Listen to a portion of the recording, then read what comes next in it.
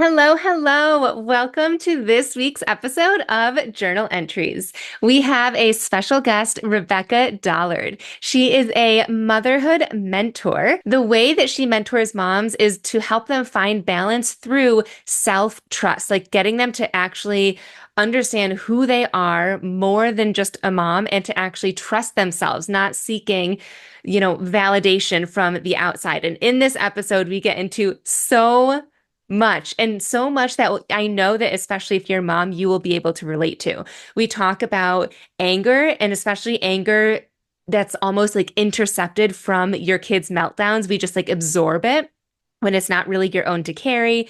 We talk about somatics, what it is and what it actually feels like. We talk a lot about gut instinct, what that feels like, and setting boundaries, that first step so that you can really trust yourself and that inner knowing. I loved our conversation, and I know that you will too. Enjoy. Most people don't know what's holding them back, but you do because you listen to me, Sam, your self-care guru and journal junkie. Welcome to Journal Entries, your safe place where you can tune in weekly to get tips, tricks, and journal prompts to uncover your feelings, gain clarity, and make your move. Welcome to Journal Entries, Rebecca. I'm so excited to have you here today. I'm so excited to be here and to talk to you again. Yes. So I was on your podcast episode. Oh my gosh, it was probably a couple months ago At now. least a month or two ago. Yeah. Yes. And I just loved our conversation. It flowed so smoothly. And I feel like we have very kind of similar lines of work, but we are just so passionate both about like helping the overwhelmed mom. And I would just first love to hear about what you do and like how you got into it. Well, I'll give like the short version of what I do and how I got into it. So, I am a somatic healing practitioner and a holistic life coach, and I help moms, but specifically I help moms who like everything looks really good on paper. They're very high functioning, they're very successful, but like they're having a hard time with the stuff that they kind of sweep under the rug of gratitude. So it's like, I have this like really great life, but there's all this stuff that they're kind of sweeping under the rug. And they're maybe feeling overwhelmed, but like it's all with good things. And so I help them with like deep inner healing, but also just like holistic strategy of unshaming what it's like to be a healthy whole person, still needing support, still needing resource and tools. And I got into that because I saw this giant gap of there were so many resource and parenting experts who talked about what to do as a parent, but not about who you are as a parent. And I know for me, I got into it and I was like, okay, I know what to do, but I don't have the nervous system capacity or regulation to do it. And I found myself constantly feeling like my good wasn't good enough. Mm. And I didn't want to approach that from a shame place, but I also looked around and said, like, this isn't who I want to be. This isn't how I want to show up. And that was really where I found coaching. I was kind of in this place where I needed to do some deep inner healing. I was having some trauma stuff from childhood coming up, but I didn't want to go back into the depths of therapy. And that was when I found coaching, and it was such a powerful resource for me. So that was how I got into it. Is I found it as a resource for me as a client for many, many years before I was in a place where I wanted to start my own business and help other women. I've always wanted to help other people, but I never wanted to do therapy. I was kind of at this place where I was like, I've done enough therapy. I've done enough trauma work on my own. I don't know if I want to do trauma work with other people. And so coaching is the perfect, like, helping people without needing to do some of the like really intensive things that happen in therapy. Yeah, what is it called is it like secondhand trauma when you pick up the trauma of somebody else? Yes. Yeah. Yeah. Secondhand trauma is very real for therapists and coaches. Anyone really in the helping or healing space, it takes a lot of really intentional, energetic, and emotional boundaries to be able to hold and bear witness to really intensely traumatic things. Which, certainly comes up in coaching because you're working with human beings who everyone has hard stuff. But yeah, that secondhand trauma is very real. And I just, at least at this point in my life, that's not the work that I want to do, especially in Hmm. motherhood. Right. Like you need one So more thing to yeah, add on yeah. top. But that's Yeah. why I love therapy is because, they're there to help people with things that are really hard to hold on your own. Mhm. Yeah. Yeah. So going back to like how you got into it, I think that's so relatable. I actually have a client right now who just recently told me that she yells at her kids, but that's Mm. not the type of mom that she wants to be. However, she doesn't feel so bad about it because that's how her kids listen, and she doesn't have the nervous system capacity to like care, to like to learn otherwise, right? So it's just is what it is right now. Do you feel like that's where a lot of your clients are kind of at when they come to you and how a lot of women are in general? They kind of are just like almost like giving up, like they don't know what to do with their bodies inside. Yeah. You know, I would say that at the beginning of my coaching, I had a lot of clients coming to me with very specific parenting things. The clients that I work with now, they're more coming to me saying, I have all of these things that I'm holding and working on. I need a space and a place where it's just for me. Because some weeks they're going to need help with business. Some weeks they're going to be needing help with their marriage relationship. Some weeks they're going to need help with family emotional boundaries or like healing work. Some weeks it's going to be, they have this challenge coming up and they're everywhere and nowhere at once. A lot of my clients like have a hard time putting focus and attention on themselves. Like they're the ones doing everything for everyone else. And so a lot of times when they find me, they're saying, I need something and someone who's looking out for me. I need a dedicated time and space where I can process and vent and get support for how I'm navigating things. Even if I'm holding it really well, I need someone who can help me say, how do I optimize this? Right. So sometimes it's like we're solving problems, but sometimes we're saying, this is working really well. How do we figure out the blueprint for this, the strategy for this, and apply it to other areas in our life or be able to replicate it in a future season where you're maybe struggling a little bit more? Mm. They say it's always the people that are holding it together that like sometimes need the most help too. High functioners struggle very differently because it can look so pretty, but it doesn't feel pretty. And there's a lot of pedestalizing that happens in our culture where you feel like if you're healthy, you're successful, or you're happy in your marriage, or you're happy as a mother, you're not allowed to struggle. You're not allowed to have these big, messy feelings. And so a lot of times those are the women that I work with who are saying, like, I'm good, I've got this. And then also they need a space where they can take off that superhero cape, where they can be held in one of the things that I feel like I'm most gifted at, which is one natural, but also that I've developed, is being able to witness her strength and resource at the same time as being able to like witness her full humanity. So like the really hard, messy, emotional parts that she's probably neglecting because she's so worried that if she goes to that place, it's going to override her. It's going to overwhelm her. It's going to take her focus and attention off of these really important things that she's doing. So Mhm. she's saying that's not necessary. I can ignore it, right? Like part of being a high functioner is that you can high function even when there's really hard, big things going on, but it doesn't mean that they're not impacting you. It doesn't mean that they're not hard just because you're not, just because you're carrying it well, doesn't Mhm. mean that it's not hard sometimes. That reminds me of when, well, I was going to say when I first went to my therapist's office, but it's pretty much Yeah. every time. She's like, "How are you, Sam?" And I'm like, "I'm good." And I come off so great, especially walking in from outside. And then she's like, "Okay, what's going on?" And then I'm like, Yeah. all of this stuff. Yeah, you're so Yeah. good at carrying it and compartmentalizing, which is like a really great strategy, but also like those other parts of us need time and attention, but it's hard to make space for that in motherhood and entrepreneurship when you are someone who like is doing and being a lot. Hmm. It's sometimes hard to pay attention to those things because you carry it so well. Hmm. And those are women who a lot of times can get lost in they don't think they need support, but they don't realize how good and amazing they would feel if they had some support. Hmm. Yeah.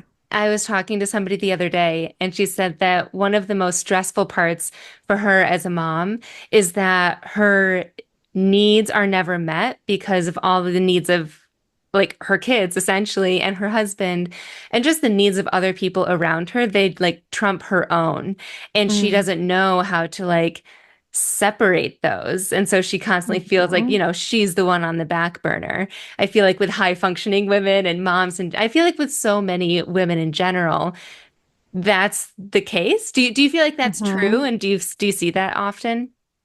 Yeah, so the way that I describe it and the way that I help women is that, like, so often we're in this place of fawning or we're attuning to others at the disassociation of ourself. So, like, I am paying attention and I am consciously and physically, emotionally, energetically focused on and attuning to you, what you want and need, but also like me as a person, I become this persona of what you want and need for me. This is that whole like when moms say, like, I don't know who I am anymore or I don't feel like myself.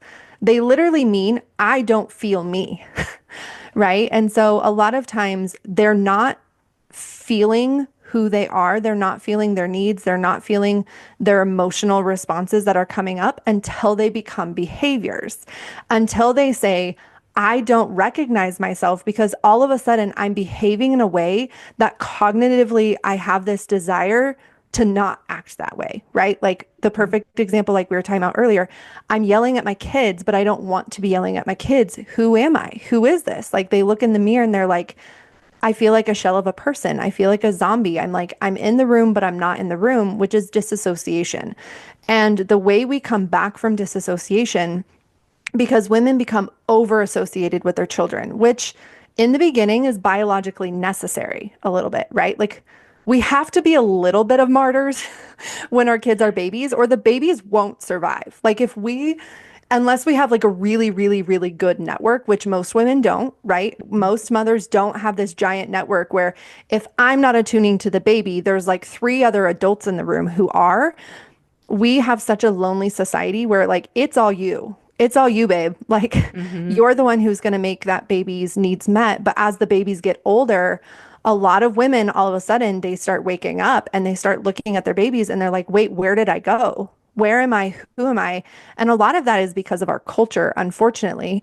But the way that we create this is not by saying, oh, you have to disassociate from your role as mother. It's just that you have to learn how to feel you again, which is why I love somatics, is because somatics is about coming back into your full embodiment of you're in the room. You're present. When you're with your kids, you're really with them and you can feel them, but you can also feel yourself because it's not really just about being able to get things done. It's about being in the room while they're doing it, right? Like we're coming up on holidays as we record this, where there's going to be so many women who get done and they're going to be like, I made all this magic, but I never felt or experienced a moment of it because they become this human who does things without a human who is in her being, who is sensing the room, who is feeling it, who's experiencing it, who's in tune with what she wants and what she needs and how she wants to move with her kids.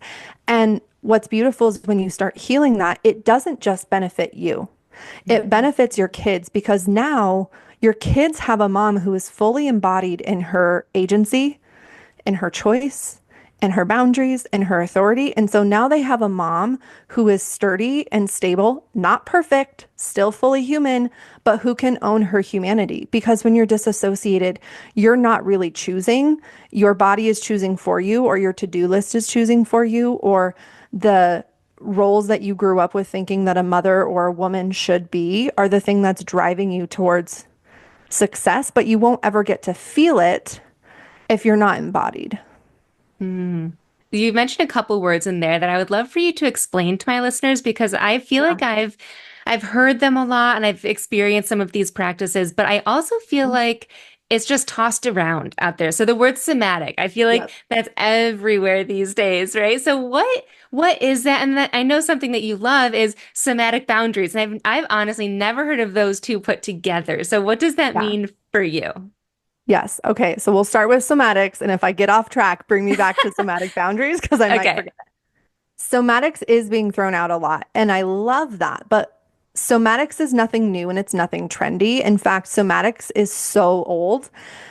And I love that there's more language and tools. And I would say somatics is the way that people have created language and tools for what people in indigenous cultures and even in like powerful, healthy religion have known for years about the soul and the body. And soma just means the mind body connection, the whole person. I like to think of somatics as you're working with all of you, your nervous system, your conscious, your unconscious, right? Your brain is part of your body. But a lot of what's happened, especially culturally in the Western culture, is that we have so highly valued mindset. I mean, even look at the fact that it's called mental health. We're Mm. ignoring the fact that, like, where do you feel anxiety? Where do you feel depression? Where do you feel grief? Where do you feel love? Where do you feel connection? Where do you feel safety? It's not just in your head. It's not just in your thoughts. And it's for sure not just in the wiring or the hormones. Those are a big part of it, but like it's in your biology. It's in your bones. It's in your environment. It's in the way that your body responds. You're feeling it in your chest. You're feeling it in your throat. You're feeling it in your movements and your patterns. And somatics is built the way that I see it and the way that I use it is building relationship to you from the neck down. Because so many people, they only have this cognitive thought-based perception of self and experience. And we get so caught up in the story of things that we're not actually in the experience of things. Mm. And one of the most powerful part of somatics is that your animal body, your nervous system, however you want to say it, it's can it feel where it is? Can you feel where you are? Can you feel the present moment? Because so many people are living in past patterns that your body remembers, right? Which is traumas and triggers, but you can't feel your present level of safety. You can't feel how old you are. And you see that in the way that you're responding, you're over or under responding, right? So like coming back to our favorite example for this call is the mom yelling at her kid. Her body can't feel in that moment that her daughter freaking out over the crust cut off the sandwich isn't urgent, isn't an emergency, but that mom is so over associated with the toddler, right? So that's going to bring in the Mhm. somatic boundaries is you are over associating with her emotions and your body starts mirroring her, which says she is experiencing threat. So your body says something's threatening. I need to be aware of it too, because at the end of the day, we're animals, we're mammals. And so somatics gives us language and understanding for how to work with those parts of us that are usually the things that are creating movement or paralyzation, right? So it helps us understand how we are choosing and how the body is choosing for us, and then how we relate to that and change that by creating safety, by feeling our agency, by feeling our movements, right? It's not about taking a deep breath every time you're angry and you need to calm down. In fact, when I see those things, I'm like, okay, those are helpful in the moment, but that's not somatics. Somatics is relating to what's going on and learning the wisdom of it and how it wants to move. Mm. Does that That, answer it? What questions come up for you? I'm curious. yes.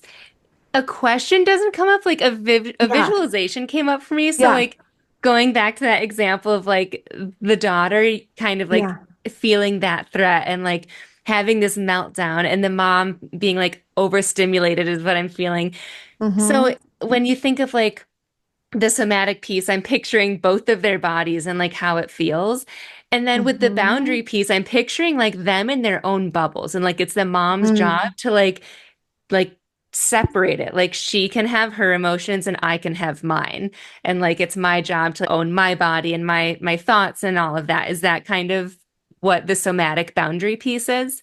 Yeah, so somatic boundaries is essentially instead of taking and approaching boundaries as this list of rules of what people can and cannot do, which is great when you're working with like toxic abusive things where it's like it's a very clear yes or no. That's very different than in the moment feeling, does my child need me to attune to their needs right now? Mm, Does my child scream mean that they're in danger? If yes, I need to be responsive without thinking. But most parents, a lot of okay, let me slow my brain down because I was about to go on like three different tracks at once. So in somatic boundaries, I love what you said because I think the first thing that's really important is being able to feel the separation and the connection of self to other, especially when it comes to emotions, especially when it comes to energy. So many women are fawners and codependents by nature because our culture created them to be that way. You need to be overly responsible for how other people think, feel, and react. So, in this example, the mother believes, which is a thought that we believe in our body. It's not your brain isn't going, my child isn't happy and healthy. This is my fault. I have to fix it. But your body is saying, my child's upset and it's my job to make sure my child is happy.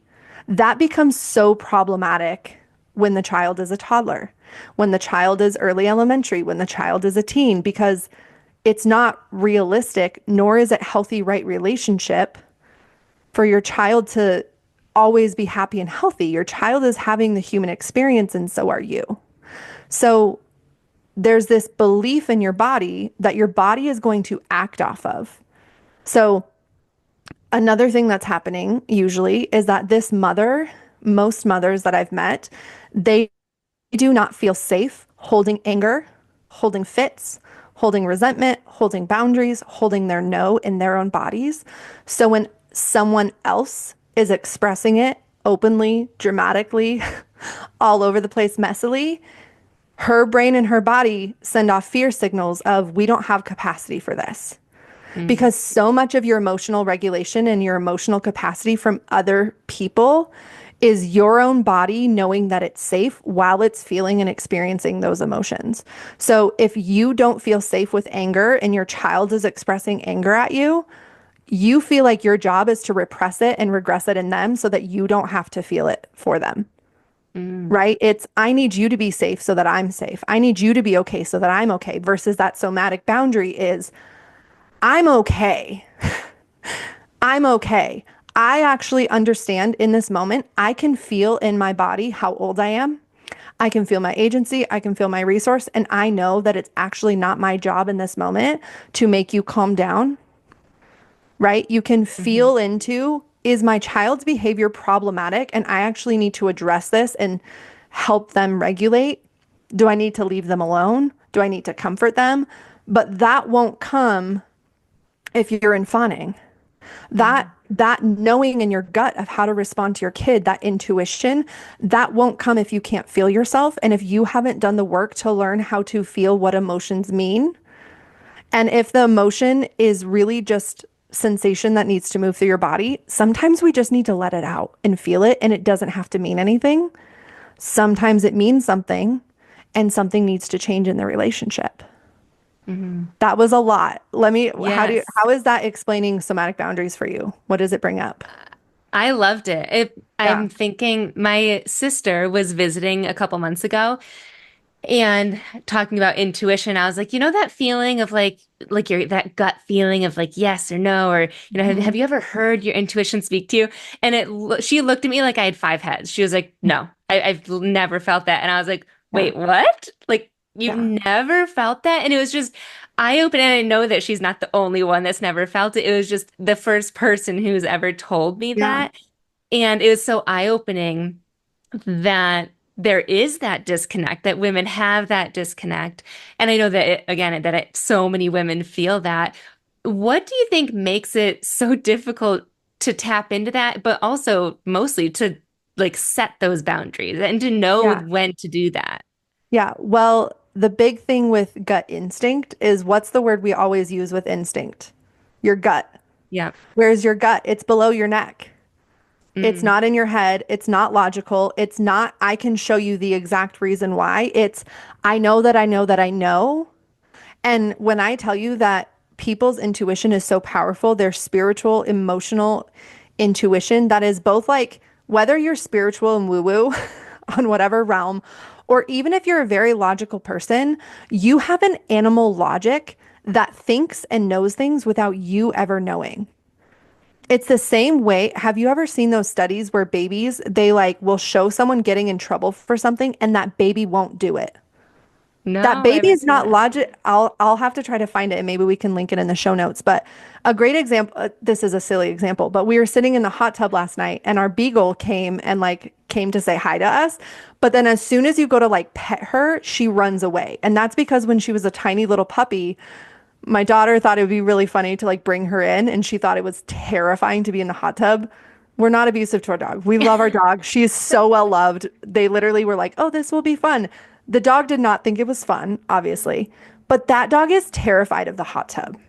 Mm. That dog has an instinctual thing in her body saying, no, I can't. But the powerful thing about our instinct and our gut, I think what is so hard for women, they learn not to trust it because they've learned that your body and your instinct aren't just responding to the present, they're responding to your past patterns.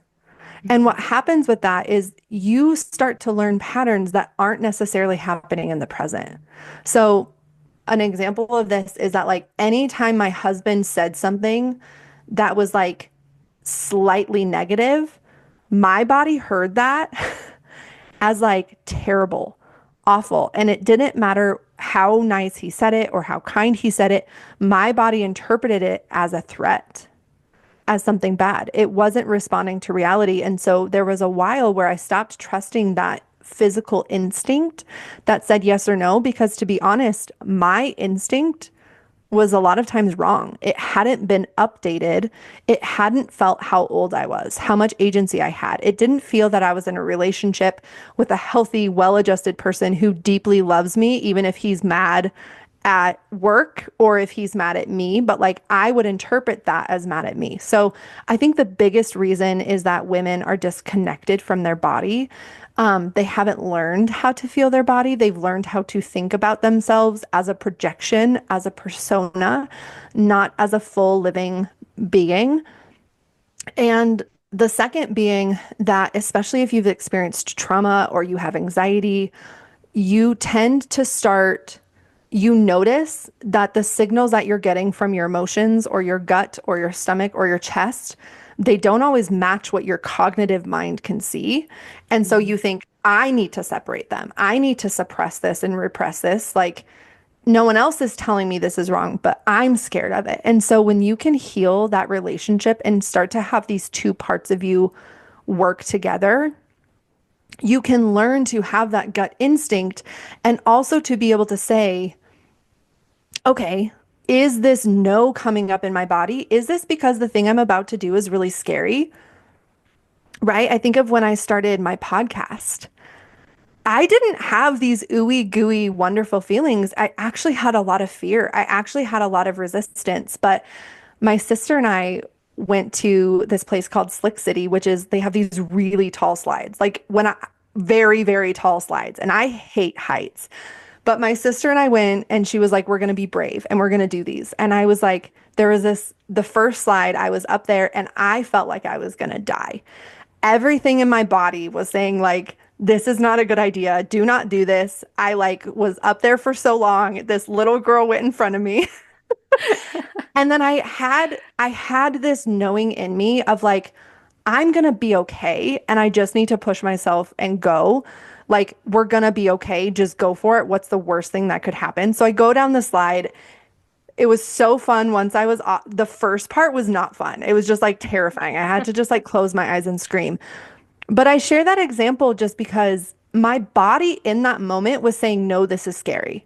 Because my particular brand of trauma response is to avoid anything that feels scary, to avoid anything that brings up fear or this like, oh my gosh, I'm going to die, like my heart is in my throat kind of feeling. But I'm also starting to grow capacity and experience and trust of like, what's the difference between when that's coming up in my body because there's a hard that is harmful for me and it's my brakes saying like, we need to slow down or we need to pivot. Like, this is a no for us. Like, this isn't working.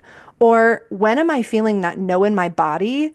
But it's because this is going to expand me. It's because this is going to be the helpful, healthy kind of hard where it doesn't feel very good in the moment, but it's going to create something magical. Like, I think women think instinct is always going to feel good, and it doesn't. But that's because we fear what's uncomfortable.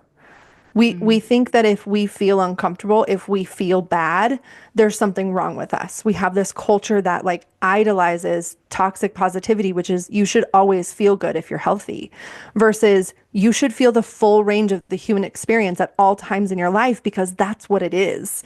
Mhm. And I think what makes it healthy or not healthy is the way that you hold it, the way that you relate to it and respond to it.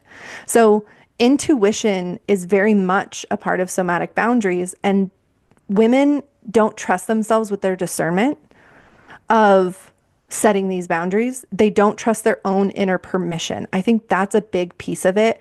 I really think intuition, I like the word inner permission because so many women, they want someone outside of them to tell them what to do and how to do it and if Mhm. they're doing okay. And they've lost that disconnect between I am my own authority. Like it's me and God in here who say, it's only me who's going to answer for how I do this and why I do this. And only I can know my reasons versus my impact. And owning that is terrifying as an adult because then you Yeah. don't get to blame anyone, you don't get to shame anyone. And a lot of women don't have that inner authority, which I would say is your inner intuition. It's not just, oh, I have this good feeling. It's, oh, I feel in my own body, I get to make the choice of what I do and what I don't do. Hmm. Yeah. And like you said, especially if it's a big decision that is contrary to what you've always done because you haven't listened to yourself, you've listened to the outside voices. It Yeah. can be scary, but I've also been on that other side, and it is so empowering. I feel like even if it tanks, knowing Yeah. that that was your choice Yeah. is so empowering. I feel like that's the best word that I can think of because Yeah. yeah, you gave yourself permission, and trust is like the strongest word that I try to remind Mhm. myself because that's something that I'm getting better at, but I still seek like outside advice. I ask my friends and I Yeah. journal on it instead of just, I don't, are you into human design at all? You know what? It keeps popping up and I'm not like anti-human design. I'm into Yeah. it. I just don't understand it very much. So like Oh, okay. I know enough to get me in trouble. Well, so the authority is the decision. Okay, yeah. Yeah. Yeah. And so my specific one is the gut instinct. And right after the gut instinct, like that inner voice, Hmm. is doubt and questioning. And like you Mm, talk yourself out of it. So for me, especially, you're supposed to listen to that. And if you get to the point where you like have that doubt, you missed it. And so it's really mm, important. And so that it's something that I've been working on is like really tuning in and just like, even if it doesn't make sense, yeah. trusting that. But all of this like sounds so big. So Yeah. where would you have people start if someone was like, okay, Yeah. Rebecca, I'm into this, but like where and how and what and and all the Yeah. things. Well, you said something really powerful, and I actually want to start there. Is you were like, I keep asking other people, and I actually think outside advice is really healthy and helpful for us. We are like, if you're thinking of our animal selves, we are tribe animals. We do not exist. We do not survive. We as an individual and we as a collective, we do not survive if we don't have outside input. And a big part of understanding who you are came from other people. It came from what your community taught you. It came from what your community grew you to be. And so I actually think one of the most powerful things you can do is put yourself in a relationship where you have discernment about who I ask Mm, advice from? And am I giving them permission or am I asking them for ideas and ways to bolster my authority? One of the biggest ways that I grew inner authority within myself is putting myself in relationship with people who saw my sovereignty and they didn't question me. They bolstered me up. So, like, I think of, for example, one of the first women in my life who I really saw like this was my midwife, who just like, I was a very new young mom. I had just switched to having a home birth, which like seemed so crazy to everyone that I knew. But the way that she treated me, the way that she saw me, the way that she talked to me, I could tell that she trusted me. mhm, I and yes, she was the expert. She was the person who knew, but she also looked to me and she helped me cultivate that part of me that most people, when they're experts, when they're helpers, they're there as a over you pedestal person who tells you what to do. I think it's actually really powerful for women to get an authority who's next to them, like a coach or a therapist, who says, you are the one who knows. I'm going to help you access and find that knowing by helping ask really good questions, by being a mirror, by me seeing you and validating and drawing that out of you. Because I really think if you have the right women in your life, that part of you starts getting cultivated. It starts getting permission of, I don't need to be like you to belong. I need to be like me to belong, right? I've seen it happen over and over in my clients of we've done one-on-one work for a long time, but when that part of them comes back online is when they come to a retreat with me and all of a sudden they are in a room of women who believe in their sovereignty, who trust them with their own lives and who don't need them to pretend or put on a persona in order to be loved and liked. They truly are held as they are. That is where we grow. I don't think that shame can be healed in isolation. And the reason that I say that is, yes, there's things you can do on your own, but this lack of self-trust was created in community because most women grew up in a community where we don't trust ourselves. I mean, even look at the most human basic instinct of eating. How many women don't even trust themselves to choose when, how, and what to eat? Yeah. I mean, literally, there's women who like they are constantly, consistently outsourcing to experts of like, you tell me exactly what, when, and how to eat. And I will not at all trust my gut, my stomach, my sense of hunger, my sense of fullness. Like, there's no intuitive data coming from the body. Mhm. So, where you start, I mean, it's literally as simple as starting to notice sensation in your body. Let's say your kid is having a fit, you take a beat. If the kid is safe, right? Like if the kid's in the middle of the street, obviously this is not the time to like, I'm going to feel myself. Like, no, you're going to go get the kid out of the street, right? But you notice where you are, you notice who you are. So you literally say your age. And then you feel that embodiment of that age, that maturity, that access to like, I have a car I can drive. I have money in the bank. I have a house over my head. I have resource. I have capability. I can fight. I can run. I can collapse. And you feel that agency and you start to feel your body. And let's say your kid is throwing a fit and you feel overstimulated and overwhelmed.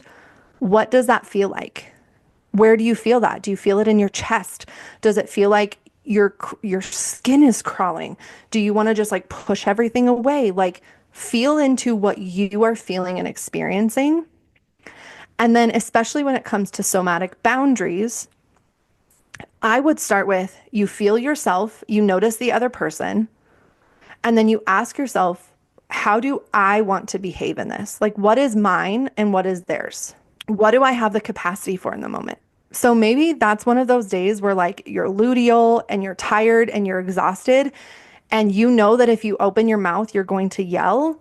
You take care of that as a physiological need. You don't need to take a deep breath and not feel angry. You let yourself feel angry and overwhelmed and overstimulated, and then you meet your need, knowing that your toddler is going to be just fine. And honestly, they'll probably calm down anyways in a couple minutes. But you regulate you, and then you can help your toddler regulate. If it's a behavior thing, there's so many different ways you could respond. But that's for somatic boundaries. But I think a big part of somatic boundaries and what we were just talking about is that self-trust, which is you start to behave in a way that takes care of you, not just the other person, right? Brene Brown often talks about boundaries are the distance at which I can love you and love myself at the same time. And I think she actually is quoting someone else when she says that. I'll need to look up. But did I answer that question? Does Yes, that feel yeah. like a Where to tangible way start? to, okay, yeah. Yes. Yes. Body sensations. Tune into yourself. Body sensations and feeling the bubble thing you shared is actually beautiful. I actually teach women that of like picture two different bubbles, like they're in their own body, you are in your body, and feel the separation of you two. And even I would play with like take a step back from your toddler if you need to. Mhm. Lean back. Feel the back of your body. Feel your feet on the ground. Feel your resource. Look around you other than the toddler, right? Because so much of where we break our own boundaries is when we see the other person and we think, I have to fix this. I have to help this. And what's beautiful when you do that, you're usually much more capable to help the other person when you can feel and access yourself. Just what you've shared today is so helpful. The awareness piece is just Mhm. huge because, especially as moms, and that meltdown moment, Yeah. our reaction is to respond right away. We just go in like without even thinking. And so truly just like that beat, right? That pause, that like moment, that split second to just think And then like this another second to eventually take a peek inside your body and like where are you feeling it? And another second to like lean back. Like I feel like these are all mini seconds, right? That can Yeah. add up, but just that first pause is going to be Yeah. huge for people. Well, and it's going to be powerful because when you can feel your body, when you can feel your backbone, when you can feel your limbs and your muscles, it puts you back into agency and choice, which is the biggest thing for boundaries, is that you start feeling, how do I want to relate to this other person? Mm, How do I want to be? What is the right distance? Because sometimes there's not a response even needed. I mean, one of the biggest boundary breaks that happens is that moms are constantly over giving than what people are actually even asking or wanting of them. I mean, I used to be a chronic over helper where like I just constantly emotionally and mentally, even if it wasn't physically, even if I wasn't taking action on it, I would spend so much mental and emotional energy solving other people's problems, worrying about them, thinking about them, feeling them. But like that's me feeling them, not myself. mm, So like even just being able to feel your own agency and realizing that your relationship to other people requires that you have a self. Like you yeah. don't just have to be this reflection or this persona. And, there's a big misbelief that the people who don't like your boundaries are the ones who benefit most off of them. And yeah, that's going to be true in some relationships. It really is. But what I have found to be true more often than not is the better I am with boundaries, the more people trust me because I'm telling them the truth about me. I'm Hmm. telling them the truth. Most of the time, when women are saying, I need better boundaries, what they're really saying is, I'm not taking care of what I want and need. I want other people to do it for me. And that's Hmm. not conscious, and there's no shame there. That used to fully 100% be me. But when you can feel yourself, you also start to feel your own need, your own desire. You also start to realize, oh, there's these boundary breaks, but then there's also just preferences, right? There's just like, for example, your toddler wants a hug and you don't. It's not necessarily a boundary, it's a preference. It's saying, Mommy doesn't want a hug. Give me a minute and then I'll give you a hug. Hmm. It's, oh, you want that right now. Okay, I can meet that need in 15 minutes. It's Yeah. giving yourself permission that you are a person who matters and taking care of you matters. And people who love you actually really appreciate when you take care of yourself because you don't become this martyr who like secretly tries to get your needs met by manipulating them. Hmm. Which I think is powerful to say because I think so many women, when it comes to boundaries, what's really happening is they're not owning their own needs and wants and desires as valid and very important to their experience and to their relationships. Like it's Hmm. actually really important for my kids that I know my capacity. It's actually Yeah. really important for my husband and my friends to be able to know what is a no for me and what is a yes. And if I'm pretending, if I'm fawning, it works as a survival strategy, but it doesn't work if you're trying to thrive. It doesn't work if you're trying to build a healthy, robust relationship with people. It's a great survival strategy. It works in the moment, it works with really toxic people, but if that's not what you're trying to create, it won't work for you. Yeah.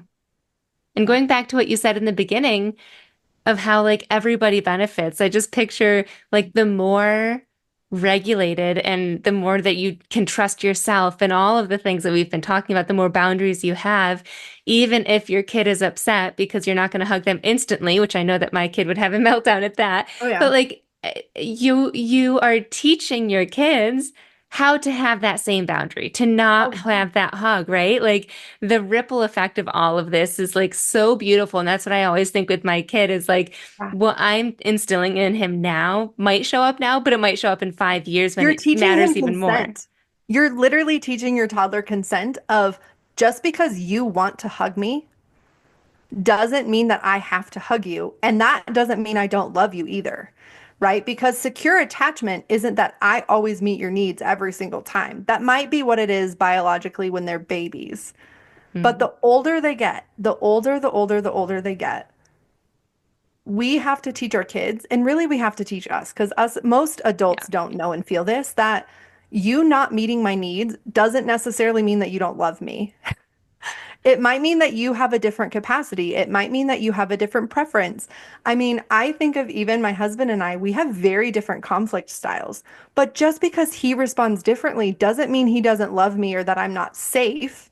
Hmm. And yet in my body, I would feel that. And so I've had to even teach myself of like, other people's boundaries of capacity don't mean that they don't love me. It's them loving me enough to risk rupture because we can have repair. So, how beautiful that we're going to have a generation of kids who are learning sexual consent Hmm. without even needing it to be about sex. It's like I'm willing to hug you, but I don't really want to. And they might even feel that versus like, oh, I love this hug and I'm just like melting into it with you. Or, no, I don't want that hug right now. Hmm. Or, hey, I can hug you, but if you're going to be really squirrely, oh, that feels really overwhelming. And I don't like that. So I'd love to hug you if you can be still. But if you can't be still, you might have to go get your wiggles out and we'll hug later. Right? Like those are boundaries. And yet I almost never use the word boundaries. Almost Right? never. Yeah. Like it's very rare that I'm talking to my kid and I tell them a boundary. It's more often, this doesn't work for me. Or, Hmm. no, that's not going to happen. Or, you know what? Let me think about it. That's a maybe. I need more information, right? It's not just hell yes and hell no. It's conditional based off of my capacity, based off of what I want and what I need, and also my consideration for what you want and need. Like, it's not just about me, Hmm. but it has to be at least a little bit about me, at Yes, and least a little bit. so often we don't, I think so many moms don't even, and maybe it's just my background too of like chronic people pleasing and like truly not even thinking about my needs. I feel like I was what other people wanted me to be Yes. in whatever situation I was in, right? So I think that this is a practice that a lot of women are going to be like, wow, I need to ask myself. I need to like, this is a new like homework assignment almost to like just start considering yourself. And I think Mm-hmm. that you actually do a lot of that on your Instagram. I find so much value in the reels that you do. Thank you. And this is so good. I'm excited to practice like feeling into my body because I do a lot of journaling Yeah.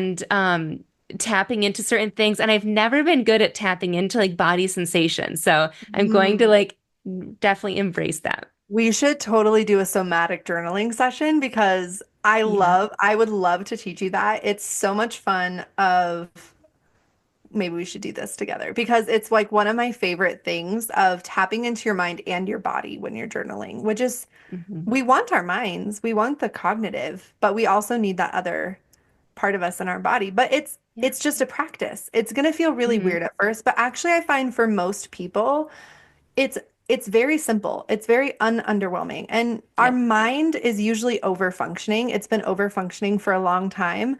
And so I find women feel a lot of relief really quickly when we do somatic work because all of a sudden they're like, "Oh my gosh, my mind can have a break." Hmm. Because it doesn't have to be running everything. Yeah. And I Yeah. find the somatic practices that I have done are like 10 seconds. It's not right. And like we work it out to be in our head of like, I need to set aside 30 minutes, which maybe for like a meditation or Yeah. visualization, but there's such simple tools like the ones that you even mentioned, Yeah, right? and I think it's powerful to learn them in a space where you're like spending more time and energy. But most of the self-care, the quote unquote self-care, most of the ways that I attune to myself are so small and easy and just fit into my life that like I don't even know I'm doing it anymore. It's like very Mhm. small, simple things. And in fact, I'll share a really easy tip.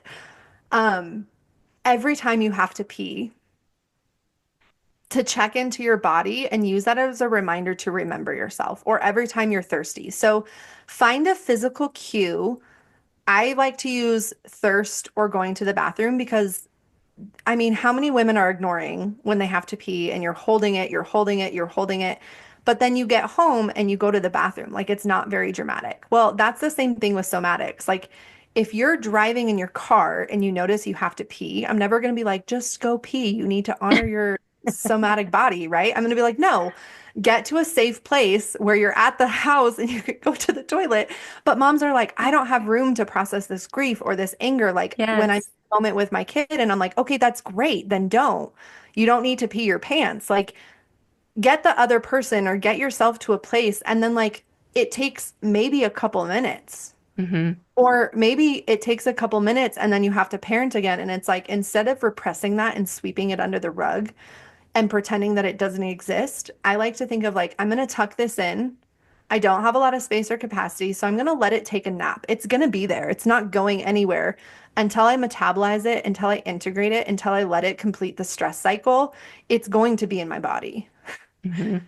But Yeah. I can come back to it later once the kids are in bed and I put some music in my headphones and start cleaning the kitchen and I put on a song that's going to allow me to feel and access my knowing and my experience, even if there wasn't really room for my experience, which there is a reality that in modern motherhood, there's not a lot of room for us. We are consistently taking care of other kids, and that's not some excuse. That's not some like, oh, I think or I feel like this. No, that's reality. And I think it's really important to name that, like, that is a lot of women's reality. But what does it look like to say that, like, in this reality, I still matter and I have to make room for that? Because if I don't, it will come out sideways. And not just at me, it will come out sideways at my kids. It will come out sideways at my business. It will come out sideways with my marriage. And I think a lot of women find me when they're saying it's starting to seep out and I see it. I smell the smoke. I smell the smoke of burnout. I see the signs of it and I can't burn out. And I'm like, me neither. But if you don't want to burn out, you Hmm. have to make a little bit of room for it, even if it's like small doable pieces, which is what I love about coaching is it's like we're just doing small doable pieces about what you have capacity for right now, which, right, like what you do with journaling. Hmm. Journaling is such a powerful way to like do a small doable piece, take a little bit of intentional time to witness what you're experiencing and how it feels, not just what you're doing. Hmm. And not jumping to the solution, like Yeah. feeling it in the moment. Right, because think Yeah. of how exhausting it is if you sat down with a friend and you told her what was going on and she responded with a fix Hmm. versus relating to you, asking how it feels, asking, how can I support you, right? Does anything make a woman more mad than when a man tries to like fix something for her of like, I'm telling you what I feel, and instead of comforting me, you're telling me how to fix it? It's like, and don't get me wrong, there's a time when you want to fix it. There's Hmm. a time to act. There's a time to strategize and take action. But you also have to give room for compassion and feeling and talking about it and having someone relate to you. But so many women aren't relating to themselves and they feel so lonely because they can't feel that with other people because they're cutting themselves off from it. Mm. They're not making room for these pesky feelings that they think aren't productive, but Yeah. actually emotional regulation, the somatic healing work, the emotional regulation, the nervous system healing is one of the most productive things, but not just in like a you are a machine and like a you become this thriving, alive person, like this aliveness in you. That's the best way I can Hmm. think of to describe it is like you feel so alive. You feel so connected to your humanity, to your strength, to your softness, to your compassion, to your grief, to your anger. And like women need to be connected to their anger. They need to be able to feel their anger and their rage and their dissatisfaction and their hunger and their disappointment because those things are directly tied to what she wants, to her hunger, to what she needs, to how she wants to nourish herself and the world and what she wants to create in this life. Like, that's not all, some of that's going to come from your head.